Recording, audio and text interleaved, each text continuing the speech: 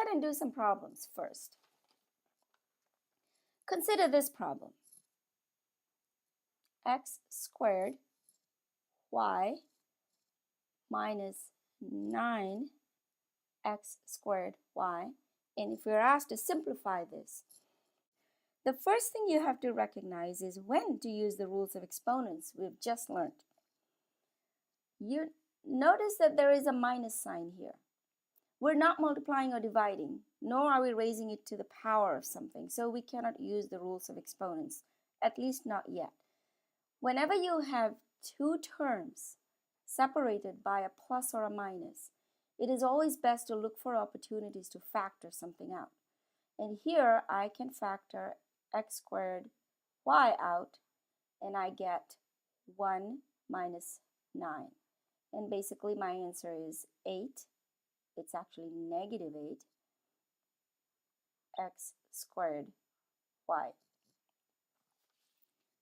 Another problem. This is a slightly straightforward one. 3x squared y cubed divided by x cubed raised to the negative 1. We want to deal with this rule first, so the top numbers can stay right where it is, and the denominator is x to the power negative 3. We then notice that we have something which has the same base. So pull that out on a scratch paper and you will see that you keep the base and you subtract the exponent, and your answer is x to the power 2 plus 3, which is x to the power 5. So rewrite this whole thing as 3x to the power 5 y cubed.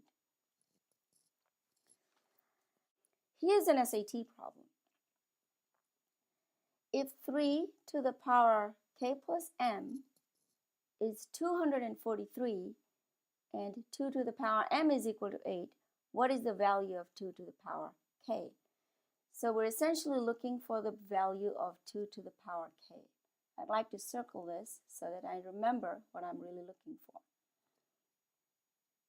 3 to the power k plus m is equal to 3 to the power what will give me 243. On my calculator, by trial and error, we can get 3 to the power 5.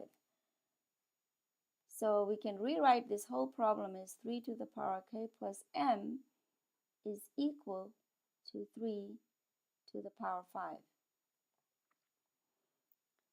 If you have the same base, and this is not something I've said before in the rules of exponents, and I will tell you now, in case you did not know this, is if x to the power m is equal to x to the power y, then m is equal to y.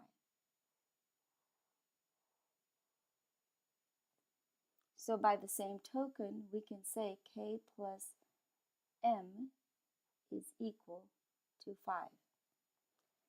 All right, we have another problem here, 2 to the power m, and I'm going to turn the 8 into 2 cubed.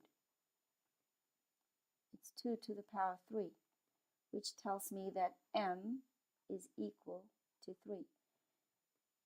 We're asked to calculate 2 to the power k. If we know what m is, we can simply go ahead and plug it here and turn this into k plus 3 is equal to 5, and k is equal to 5 minus 3, which is 2.